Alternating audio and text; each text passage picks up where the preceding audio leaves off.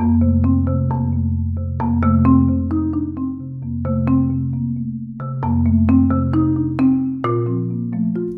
I'm Sananda Cray. I'm the digital storytelling editor at The Conversation, and I am here today with two of Australia's leading researchers on viruses and vaccines. Professor Michael Wallach is a researcher in viruses and vaccines at the University of Technology, Sydney, and he's here with Dr. Lisa Sedger, an academic virologist also from UTS. Thanks very much for joining me. Today, we're asking these researchers to answer questions about coronavirus and COVID-19 from you guys, our readers and our audience. We're going to start with Dr. Sedger. Adam would like to know, how long can this virus survive in various temperatures on a surface, say a door handle or a counter at a public place? Oh, well, that's an interesting question because we hear a variety of answers.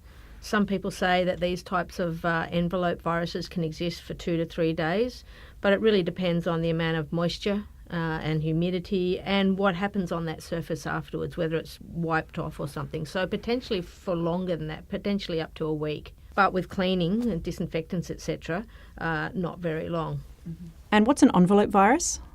Well, viruses are basically nucleic acids, so DNA, like is in all of the cells in our body, or RNA, and then they have a protein coat. And then outside of that, they have an envelope that's made of lipids. So it's just an outer layer of the virus. And if it's made of lipids, you can imagine any kind of detergent, like when you're doing your dishes, disrupts all the lipids and the fat. That's how you get all the grease off your plates, right? So any detergent like that will disrupt the envelope of the virus and make it non-infective. So cleaning surfaces is a good way to try and eliminate an infective virus particle from, for example, door handles, surfaces, etc. Michael would like to know, if I could shrink myself down to microscopic size and watch a virus invade a cell, what would I see? Well, a virus is not like a bacteria. A bacteria is an entity all of its own, and it can replicate and make another copy of itself and grow on a nutrient source.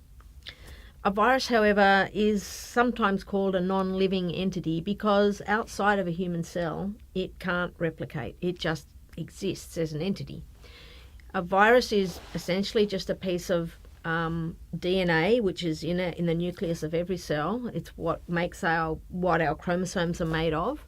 So it's either that DNA or RNA surrounded by a protein coat, and sometimes there's also a lipid-based envelope outside of that again. The virus will somehow encounter a cell, and for respiratory viruses it's largely by us inhaling water vapour droplets. They may contain hundreds of viruses. Those viruses then will attach or be exposed to our respiratory epithelium. If the virus can actually bind to the respiratory epithelium cell, then it might get inside. Once inside, it may or may not have the capacity to actually undergo replication, but it has to uncoat from that protein shell. Then the nucleic acid, the DNA or RNA, has to make another copy of itself. Then all the genes that are in the virus have to get expressed as proteins. They then reassemble into a new viral particle, and then the virus will get out of the cell. Sometimes it'll lyse the cell, sometimes it'll just bud out from the cell and leave the cell intact. And that's what a virus is. That's why some people call them living or non-living, because they can only replicate inside a cell, a host cell. And it's not like viruses have a will. It's not like they want to do this. It's just a part of evolution. Yeah. I'm never a favour of the arguments you sometimes see people say it's warfare. It's the virus versus the immune system. There's no will involved. It's just capacity of life to replicate itself. Candy would like to know, there are conflicting symptoms lists circulating on Facebook. One says it starts with a dry cough, and if your nose is running, it is not COVID-19, which I suspect is incorrect. Can we please have an accurate list? The major symptoms are, in fact, a cough and shortness of breath and fever. Yep. But it's not to say it's not possible that you'll have also upper respiratory effects. The virus goes into the lung and attaches to the alveolar cells, which are the cells that make up our air sacs and that help our breathing. And it has to get there to really cause this disease. So if there's upper respiratory involvement, which includes sneezing and a runny nose, etc., it's probably not the main effect of the virus. Again, I would say if you see that somebody is sneezing and wheezing and that's it. It's probably an allergy, but it does frighten people. I was on the train this morning, and I know if I, God forbid, sneezed, the whole train would empty out pretty quickly. We're just coming into winter, and actually it's a really good question, because at the moment what's building is a sense of fear. But we must keep in perspective that there will also still be the normal seasonal cases of flu. So just because somebody sneezes or has a sore throat does not mean that they've got COVID. And we need to make sure, I think it's really important that we don't stigmatise people who have symptoms, because it may not even be COVID. And we're all at risk from any respiratory tract infections, and already have been for years. That's not a new thing. We just need to keep things in perspective. And Professor Wallach, Paul would like to know, should people cancel travel plans given that this virus is already here? Does travelling make the spread worse? And that's international travel or domestic travel. So this question has come up to many different governments from around the world who've reacted very differently. Australia's been very strategic in banning travel to certain places. And of course, those places you would not want to travel to at the time when there's an outbreak, like China and Italy, Iran, etc.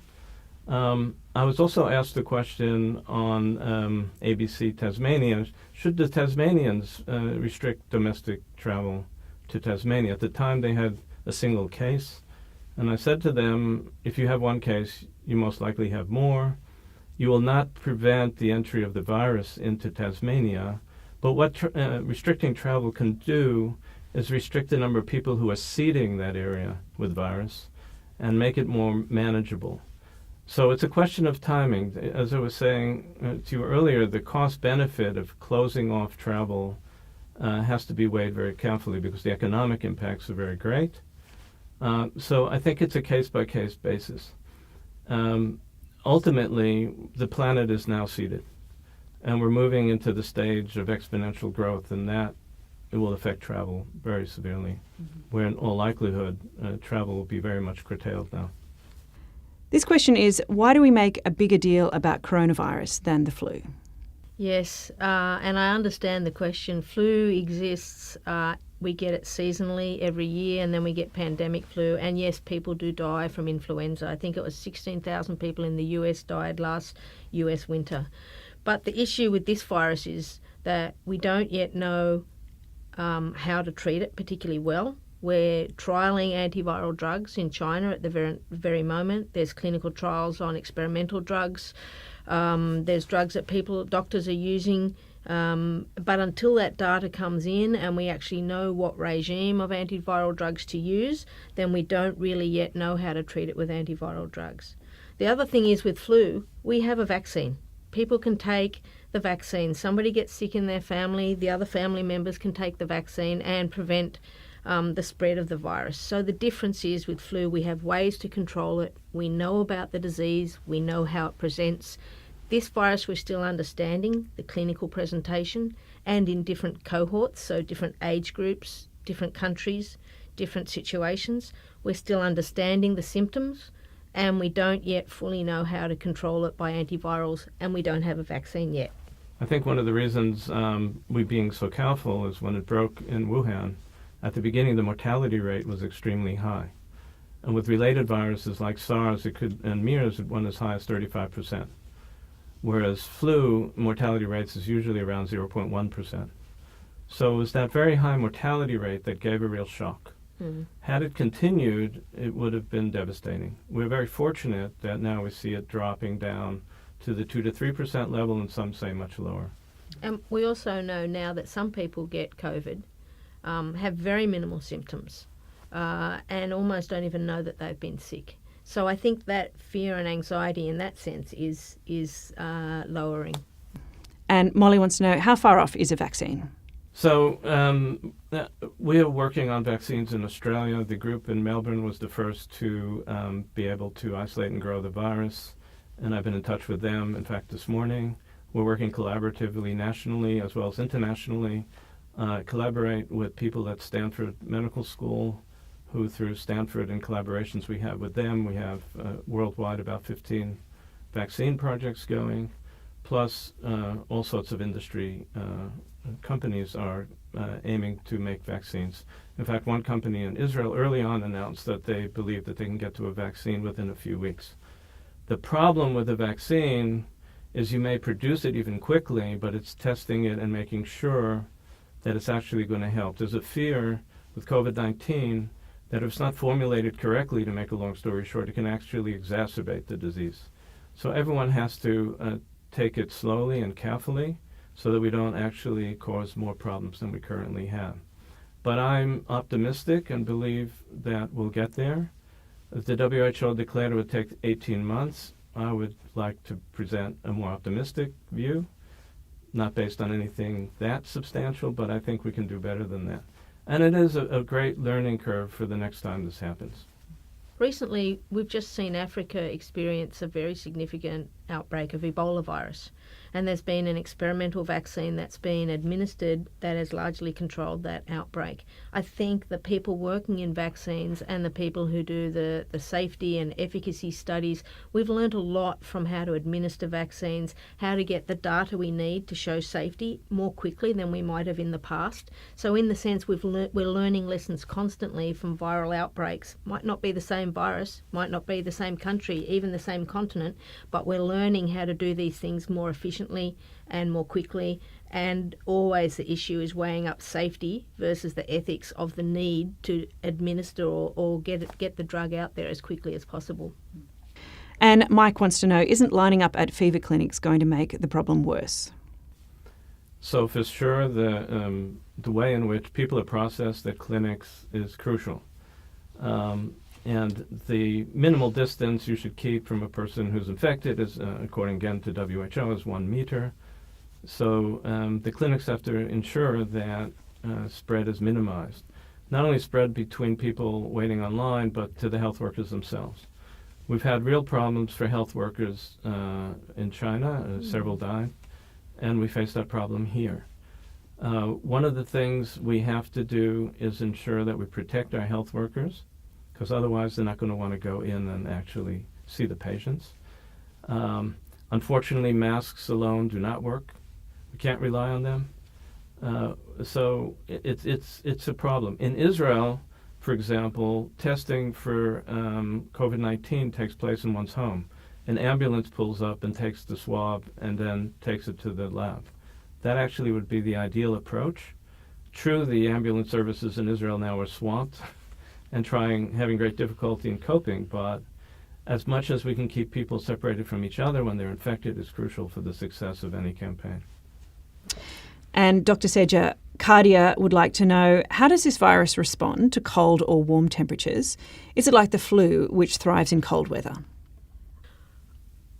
I have heard so many different things about this. I will be completely honest and say I'm not certain that we really know. What we know is when there's high humidity, viruses can exist for longer because they don't dry out.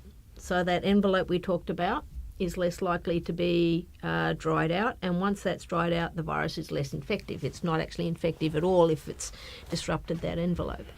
But whether it likes cold temperatures, high temperatures, we think it's not a warm temperature virus. We think it's more a cold temperature virus. China's just been going through their winter. Maybe one of the reasons it's been big in Italy is they've just had winter. We also think the coexistence of seasonal flu in Italy at the same time is probably one of the factors that's made it more severe. So, different circumstances in different countries, different climates. It's not just about climate, though. It's about susceptibility of various populations. Therefore, it's a hard question to answer.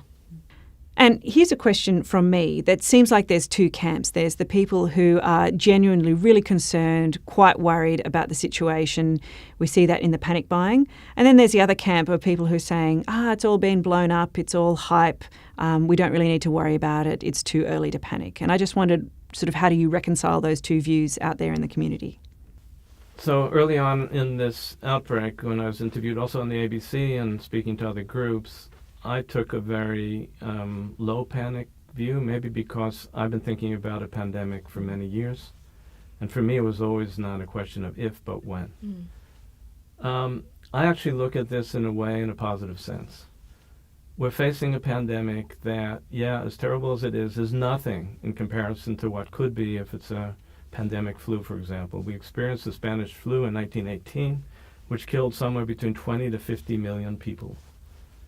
So the order of magnitude of mortality right now is extremely low compared to other potential pandemics. If you take China out of the equation, we're about 1,500 people who died worldwide. That's not to say we shouldn't show great respect for the value of their lives. It's mainly very elderly people with complicating illnesses, and probably would have had the same effect if they were infected by flu. Mm-hmm. So my take on this whole thing is we all have to stay calm. We all have to accept the fact that this is part of nature. These viruses are out there all the time. We know them. I can detect now flu viruses in wildlife birds that are coming into this country now that can mutate and start affecting humans. So we have to be prepared. We have to face up to them together in a collaborative way, in a scientific and professional way, and we could win. If we panic and react the way the market is, for example, of course that's an improper way to react. Rather, this is part of our biology. Viruses exist that can hurt us, and they'll always exist. Yeah, look, I think there are a few factors that we can really learn from. So one is to work out where these viruses come from. And a lot of these RNA viruses exist in bats. They seem to be transmitted into wild animals through bat droppings. And I think one of the lessons the world all over might need to learn is how we deal with the marketing and selling of wild animals that are then used for foods. That may then prevent these viruses from getting into the human population. So I think there are lessons to be learned, number one. But Michael, I would disagree with you in one sense that it is maybe not as bad as pandemic flu, but on the other hand, we do have vaccines for flu, we do have antivirals, and we have a whole world that has various levels of immunity to flu and different strains of flu. Whereas this virus is entering into a naive immune population, and that's why it's so significant to start with. It may be that as our immunity at a population level increases, as a disease this will become far less significant. But the first outbreak of it in a immune naive population will always have the highest level of morbidity and mortality.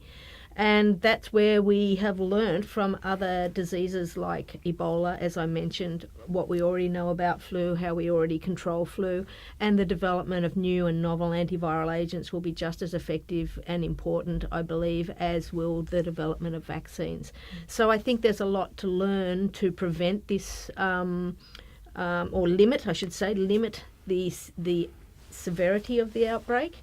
And maybe even prevent it from happening again. As I say, if we stop trapping wild animals and eating them, we may prevent the outbreak of some of these type of RNA viruses. So I certainly agree with that, and China is now putting into law a restriction on the sale of wildlife in their markets. What I'm trying to do, and I hope we both agree, is that in proportion to, for example, influenza, even seasonal flu that killed in 1 year, I think up to 600,000 people worldwide. I'm just trying to put things into proportion to prevent people from panicking, to understand that, yes, this is affecting the elderly, and anyone who's elderly suffering from heart or respiratory conditions should certainly isolate themselves. Where my wife's parents live, where they live in a retirement village, they made a decision to close off the entire village. Nobody's allowed in as a means of preventing, because they're an elderly population, people bringing in COVID-19 and infecting that area. And I certainly agree with that sort of strategy. A question from Karen. Can you catch it twice? Normally I would have said no, because we imagine that there's a good immune response that will then provide you protection from reinfection. That's what our immune system does. But this is a new virus. We don't yet fully understand how our immune system clears it. We don't know whether the virus can remain for a longer period of time. I would say, though, that there are only a few cases of people who've been treated, appear to have recovered, they've gone home, they've then had another relapse. There's only a very few number of cases that have been like that. So for all intents and purposes, I don't think that's something we should fear, and it's not something we've seen with the previous SARS outbreak in 2003. And Deirdre writes in to say, I heard on the radio today that half the population is likely to get this, and with, say, a 1% death rate, the body count will add up. And I wondered what you thought of that. There was an announcement actually by Angela Merkel that she preparing Germany for 70% of the population being infected. Lisa may say the number is lower, I don't know, until we build up herd immunity. The question of the mortality rate, as I alluded to before, I think based on what, again, CDC and WHO are writing is probably overestimated. Some estimate the mortality rate as being much lower. That's not to say every death is a family and has to be looked at and be concerned about. So, again, I think and would like to hope that as we develop new vaccines, as we develop drugs, as we develop approaches to quarantine people, test them, keep them at home, isolate them, we'll get the mortality rate under control. And I'm going to express an optimistic view. This world has amazing capabilities of doing amazing science. And if we apply it and work together, I think we can control this problem. Yeah, absolutely. I'd endorse that, and I'd say that the mortality rates at the moment simply reflect who is being tested. And it's primarily people who are turning up with symptoms. But we're now beginning to appreciate there is a larger number of people who could be quite asymptomatic, who are never tested. This virus will certainly have infected many more people than will be tested. And if we did have surveillance of every single person being tested, then there's two questions here. Are you testing for the presence of the virus? If they've had virtually no symptoms and not a big illness, you might not find the virus. But if we test for the presence of an immune response to the virus, we would truly know how many people have been infected. And then we could get a true estimate, or at least a much closer estimate, of what the mortality rate really is. So at the moment, there's hyperbole. And Jane would like to know, when do we stop testing for this disease and basically just assume that everybody with the sniffles has it? So first of all, the major symptoms are not sniffles. They're fever and coughing and shortness of breath. It's the sniffles, though, that causes it to be spreadable more easily. That's a good question. What the health authorities will decide to do at various stages of this pandemic. We're now at what I would consider the early seeding phase. The world is now seeded with virus. And different countries will go into exponential phases like described in Wuhan at different times. And how do they handle that will be a crucial question. I've seen all the different approaches from U.S., Israel, Iran. I think that a mixture of very strategic quarantine with travel restrictions, with bringing in other types of, certainly health authorities that will need to control the number of beds that are being occupied. For example, again in Israel, they just went over their bed limit, so patients are starting to be treated at home. So at some point, I think, depending on how the epidemic goes, if we can keep it under control, we can keep the testing going, we can keep control. If the exponential rise is too fast, we will lose control and the testing will become meaningless. There's already a paper just this week published in The Lancet that profiles survivors versus those who have succumbed from the infection. And we're starting to learn what some of those factors are. So as clinicians can better predict who are likely to be the more seriously ill people, they can better predict who should go to hospital for treatment. And as Michael has said, who are better actually just treated at home. And this question's from Jake. He wants to know, for people like myself living in Victoria, how likely is it that we can catch the virus? And is hand washing really the only thing we can be doing to protect ourselves? I think we now know that the virus is definitely in Australia.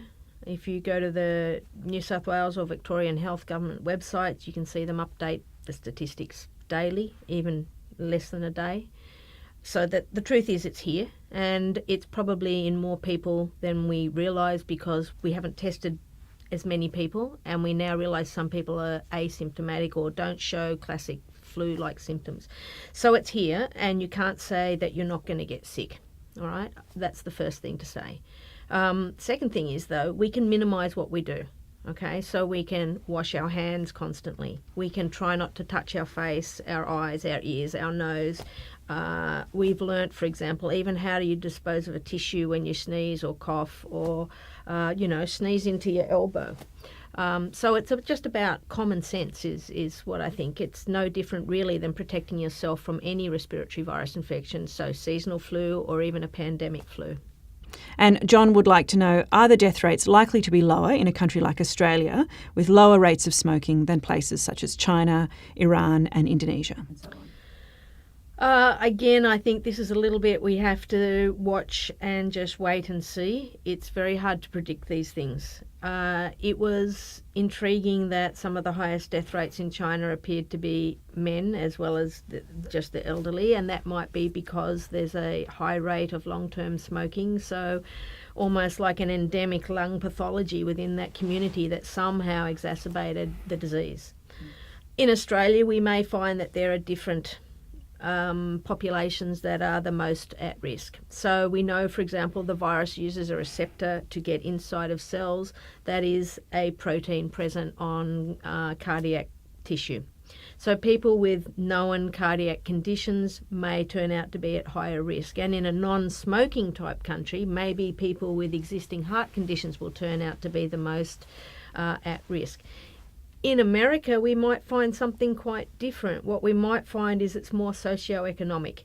Maybe people without health insurance, maybe people who are homeless and live on the streets will turn out to be the most affected because they have limited resources to be able to get treatment and they can't afford treatment. So I think each country will be different. You mentioned earlier, Italy has one of the highest fatality rates at the moment. That may be because they actually have a large number of people within their population that are over 65. And Catherine asks, what is the likelihood of transmission through using a public swimming pool? I would think quite small because A, the virus would be quite diluted in a swimming pool. Secondly, swimming pools are all treated with chlorine, for example, and chlorine's a very effective antiviral agent. You'd have to drink a lot of swimming pool water to get the virus. I agree with that. Right. And Tim would like to know, how would quarantine work in a family? Yeah, it's interesting, isn't it? We think of quarantine as being away from work or away from public places, but really, if you have been infected, then the people in your family are as at risk as your work colleagues would be at work. Again, I think it's about just common sense. Don't share food utensils, wash your hands, don't keep touching your face and your mouth and your nose. Get rid of tissues in a nice sort of clean manner. It's about minimising transmission.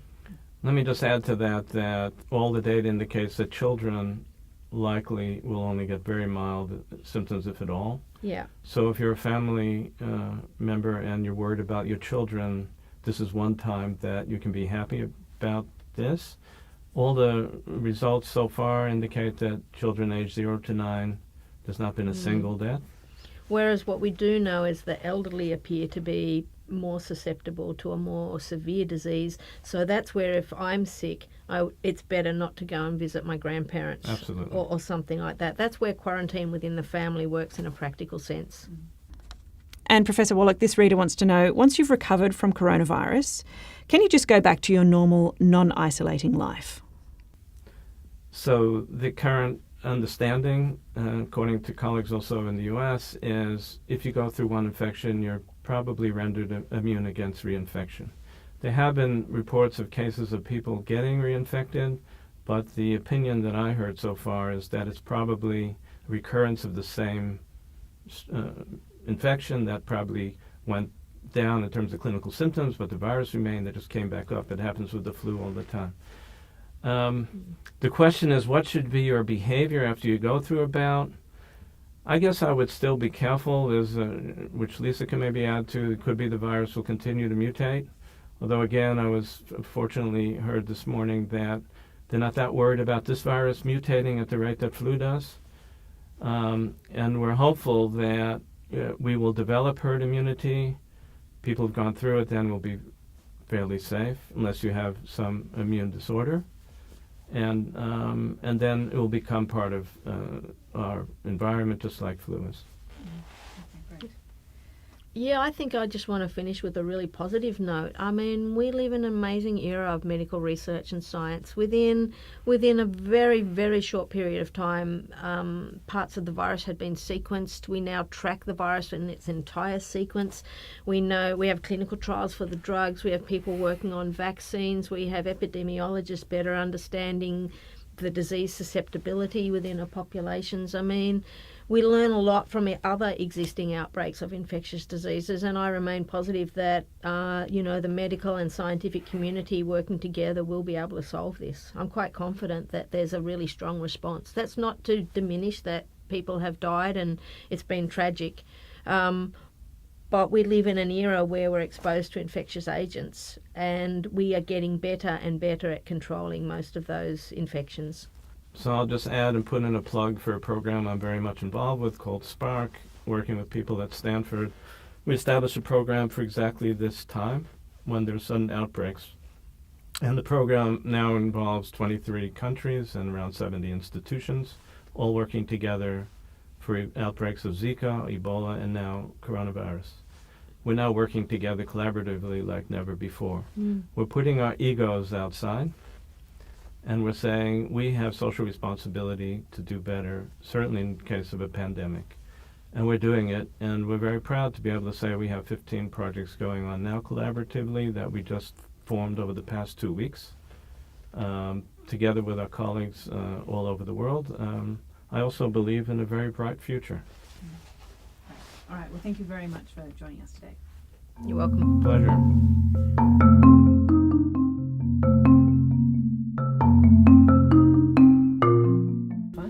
I say something wrong, kick me. Well, You can't see under the desk, can you?